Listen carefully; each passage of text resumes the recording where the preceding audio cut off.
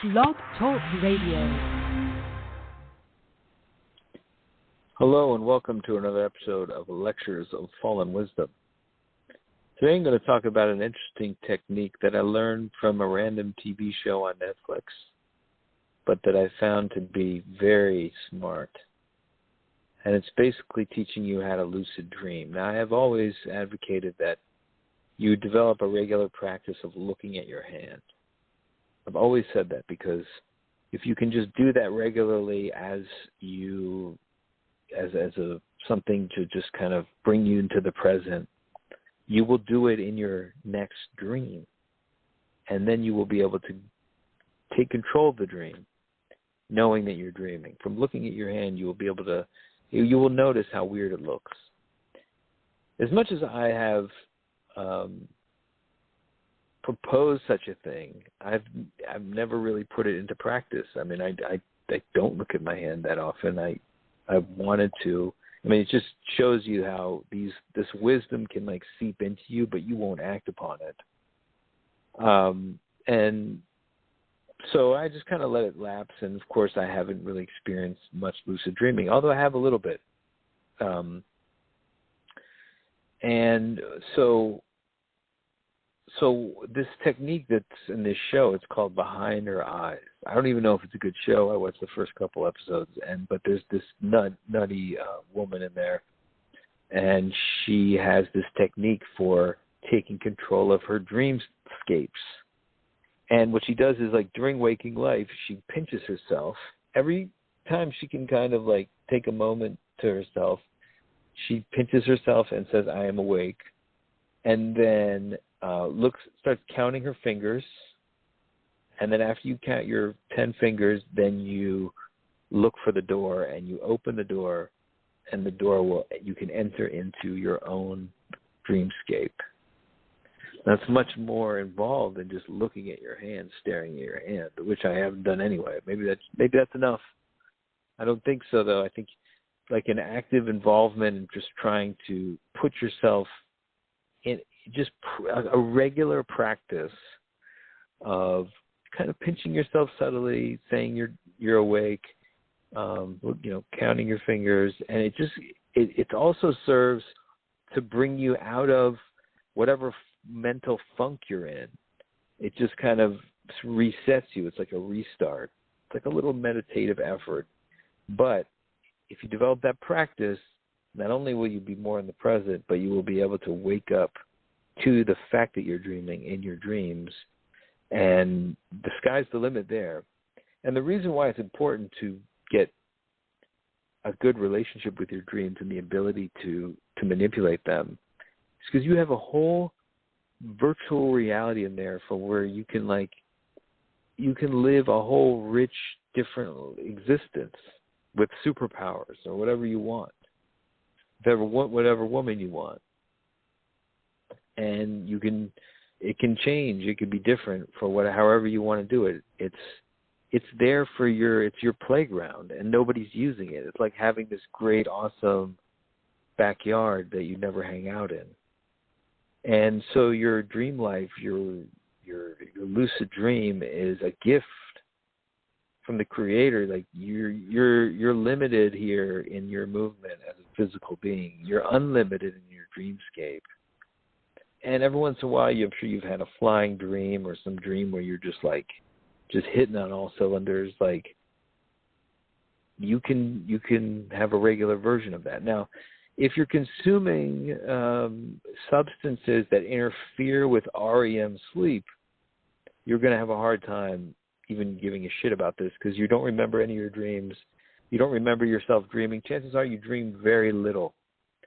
And if you're not getting good REM sleep, you're not dreaming. I mean, so the things that interfere most notably with REM sleep is caffeine, alcohol, and marijuana. You need to be giving yourself at least 3 days clean of one of these three drugs, all of them really. But the point is that the one that you're consuming the most is going to be the one that's really going to be interfering with it. Any kind of actually intoxicant. So you need to be sober for at least 3 nights well, 2 nights, 2 solid nights. Then on the 3rd night, will you get a lucid dream.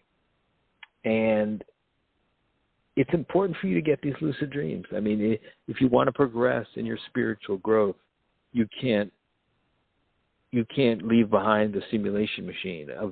That's where you become a god on earth, or you figure out how to do it, and you can practice out different ways of being that way. Now, you can also just act out all your crazy fantasies. And, I suspect that if murderers had this avenue, they could do their murders in their dreams and not do them in waking life.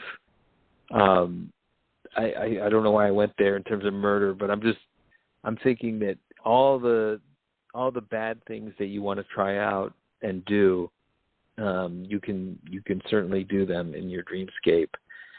There's a moral dimension even to that scape. If you start getting off on abusing people or killing people, you will get punished in your own dreamscape. Not exactly impunity there. There is some weird logic, and it has to do with your own internal understanding of what's right and wrong. And if you're any way a thinking being, you really can't avoid that judgment from yourself at some deep, deep level. There are sociopaths that get off on being that way, but there's also a part of that sociopath that understands and knows that something's coming for that person. You can't get away with anything certainly on this plane. Any kind of unfair advantage you try to get over somebody here, you lose it. And you lose it in some way that's more valuable than what you stole. And it always happens. And there's no way around it. If you want to go test it out with small little thefts, then go ahead and try. I did, actually. So I tested this out like a fucking scientist. I was like, I'm going to start stealing things from stores, and I'm going to start doing little crimes, and I'm going to see where that gets me. Because I at one point believed that there were no morals, and I thought, well, it's just about if you're smart enough to get away with things. So I started on a very small scale, going to dinner somewhere and just walking out, not paying the bill, or shoplifting, little minor things. And every time I stole something, I lost something of much greater value. Every fucking time it happened, I was like, what the fuck? Now, maybe that's just me, right? Maybe because I'm an in-tune psychic being, they care about me and they don't want me doing this. Whereas if it's just someone else, they let them get away with it because they don't care about that person's soul, which becomes rotten when you do immoral things, even in your dream, by the way. So why was it with me? It was just like clockwork. I stole seriously $20 from a cash register. No, sorry, from a cash register. And my car got broken into, window smashed, and the radio just yanked out, cut out with a saw. I walked out on a $50 restaurant bill. I got I got my car towed. I had to pay $350. So it's just, I think it creates a little gap of a blip in your mind that makes you forget certain things and fuck up in life. And if you get a bunch of little gaps like that, after a while you lose your mind. So evil acts create little bubbles of absent-mindedness in your, and the Scientologists call them engrams, any kind of traumatic event that doesn't sit quite right with your conscience, nor, and it could be even something that would happen to you, some trauma. They all create these little absent-minded moments where you're thinking of it and you're losing control of everything in that moment. And if you have a lot of them teeming in your head, it's like a computer that has tons and tons of viruses. So you're trying to clear your head of these viruses, and you're trying to avoid these absent moments. a good way to do it is this technique that is really meant for preparing you for a lucid dream, but it also kind of wakes you up to the fact that you are already in a lucid dream that you could be taking control of in the moment, and yet you're not. Yet you're just kind of like, you're waiting along. You're thinking that you're in some kind of waiting situation, and you're not. Like, you can do so much with this reality, and that's what going into the dreamscape and sort of practicing in there will show you. You are here, you are in a dreamscape, and you have so much more power than you believe, than you really know. Try next time you get a chance, like, try mentally communicating with people and see, like, what kind of results you get. Like, beam thoughts at people's heads in your own, like, just, and see if you can get them to say it. See if you can get them to read your mind, and you'll see that you have some weird powers, some weird powers that you don't use because you're not in the moment. You're not in the moment trying to practice them because in this moment's not interesting to you. It always should be. You should always be able to figure out the moment should be there as a testing ground for different powers. One of them is being telepathy. One of them is like trying to move a chair with your mind. And now, I remember I was trying to move this chair with my mind like over and over again, and all of a sudden somebody walked over and moved the chair. Did I move it with my mind? Did I move that guy with his mind? To do it, whatever. The chair moved. What I'm saying, you're in the moment, you're practicing these sorcerer-like powers. Try to seduce a girl, just see if you can do it. Don't just stare at her. That's not going to work. Then it'll backfire. But the point is be in the moment, be trying new things in the moment so that you are present. Now one of these is to pinch yourself, just kind of here and there, say, I'm alive. Then count your fingers, then look for the door. And when you're in a waking life, and of course there is no door, you wake up and you see that the door is here. The door is just realizing that you're here now. That's the door, and not somewhere else where your mind is. You're not where your mind is.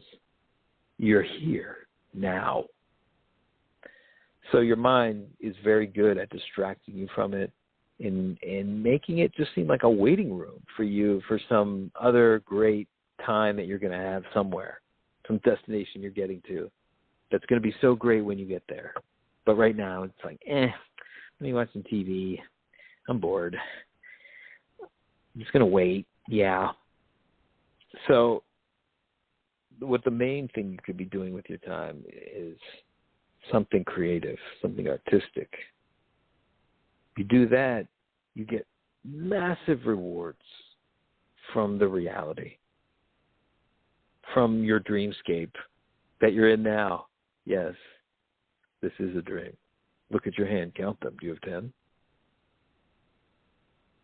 But the point is in life and in the dreamscape, you get rewarded for bold, artistic vision in whatever field you practice in. And it could be the art of the deal. I mean, it could be like the art of doing a contract. It's just being good in this physical world in the now.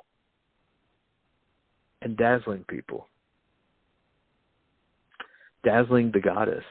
Remember, the Goddess is there looking down upon you. If you're a man, a hetero man, you have a Goddess looking down upon you. And she needs to be turned on by what you do.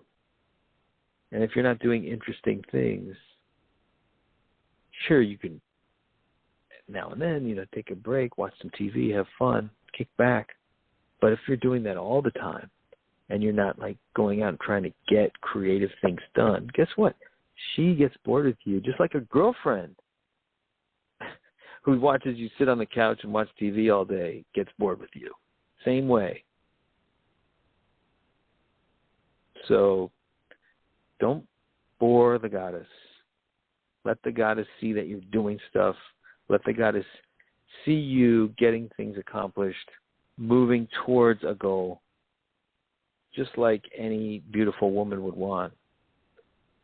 She's She's very fickle. And she's kind of like she's young, too. She doesn't like old men who let themselves get old by allowing all these engrams to just crowd their mind. Now, these little bubbles of thought that have been created by all the various traumas that we've encountered in our lives, starting from when we were very small, they accumulate, as I said, and they create a malfunctioning brain, a brain that is teeming with moments of inattention. When they all join together, you get dementia. And that's where people are headed if they don't learn to sweep out their mind. And the best way to do it is through meditating and through lucid dreaming, through dreams. Dreams are really the best way to open up those things, air them out, live them a different way, change the past. Yes, the secret of time travel exists in these lucid dreams. You can go back in time there. That's for the next episode. Thanks for listening.